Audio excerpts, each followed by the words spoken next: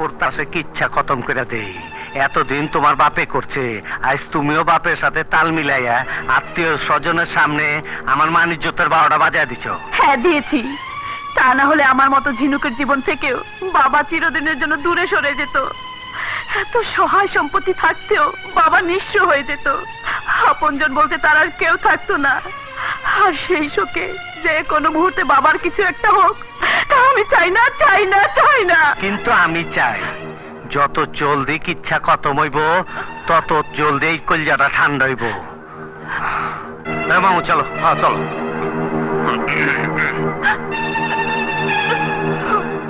মামু একদম বডি বিক্রে কোবাই গেল।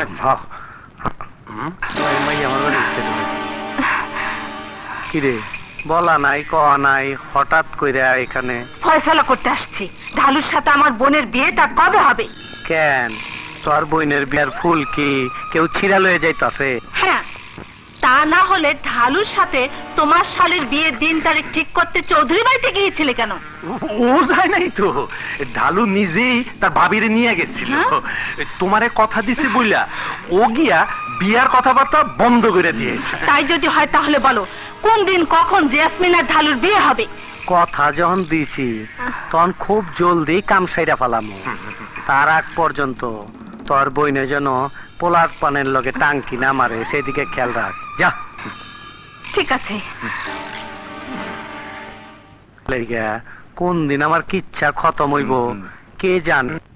ভাই মিয়া ভাই শোনো, খবর আছে ওই নাকি আবার জেল থেকে বাইরে হয়েছে। হ্যাঁ ঠিক আছে, কিচ্ছা খতম করে দে। আচ্ছা আমি যাই মিয়া ভাই। যা।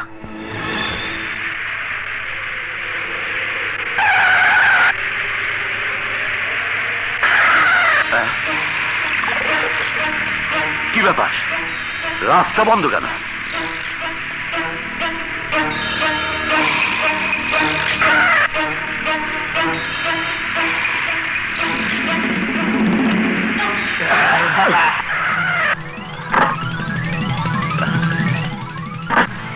এই তোমরা কারা, কি চাও এখানে? চাই তোকে। কি এই মাসালাকে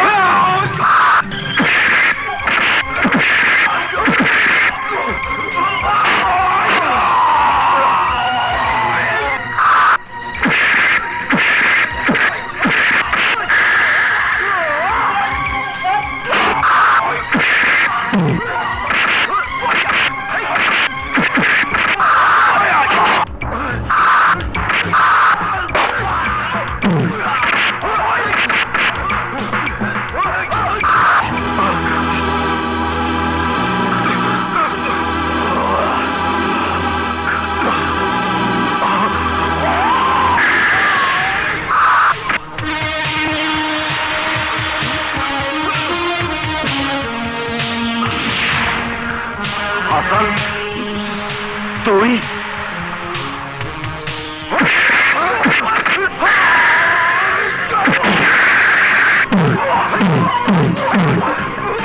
হাসান, হাসান দোস্ত,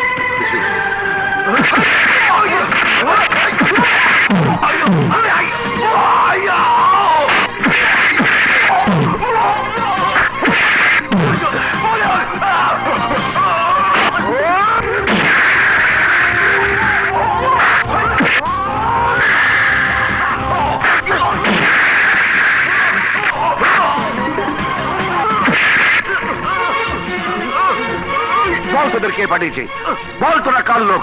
বলছি আমরা আমরা হাসান দেখি দেখি দেখি।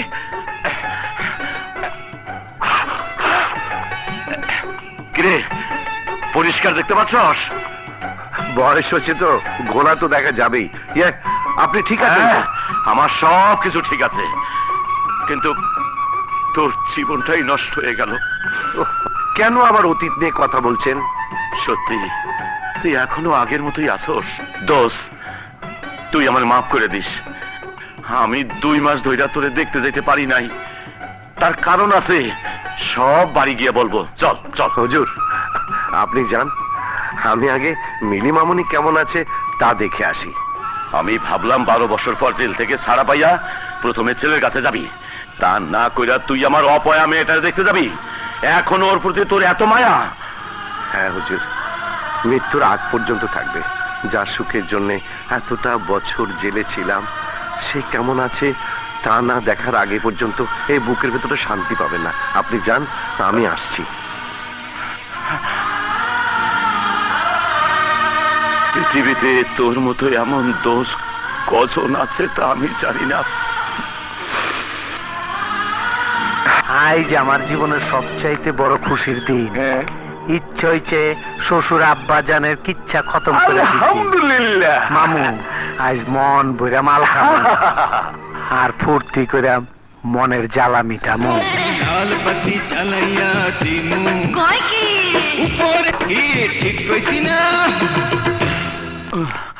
কাল্লু ভাই, বুঝছি। খবর কি নেতাজিরা? কাল্লু ভাই, আমাকে কোনো দোষ নাই।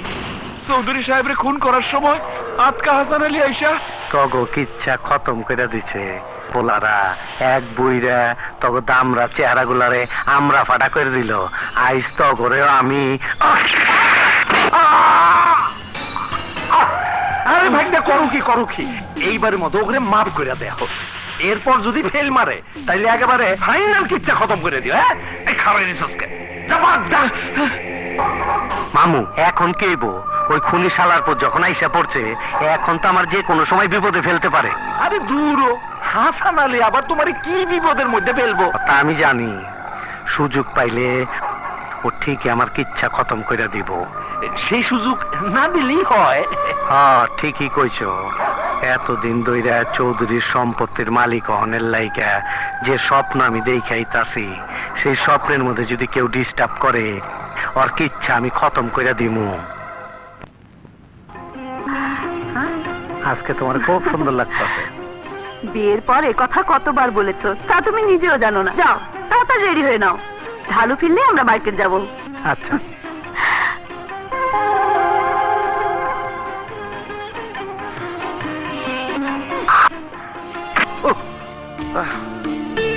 আমি ইচ্ছে করে মারিনি, আপনারা আমাকে মাফ করে না দিন। না, ও কিচ্ছু না, তোমার কোনো দোষ নেই, তা আমি জানি।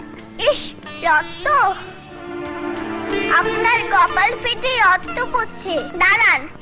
মা, মা, জলদি দাঁতলো বোতলটা নিয়ে আসো। মা, কি হলো? তাড়াতাড়ি নিয়ে আসো। তুমি শুধু শুধু ভয় পাচ্ছ, আমার কিচ্ছু হয়নি। তোমার মায়ের নাম কি মিলি? হ্যাঁ। ইস, আর পারি না। কোথায় কাটলো কে জানে। কি রে, কোথায় কেটেছে? আমার না, ওনার।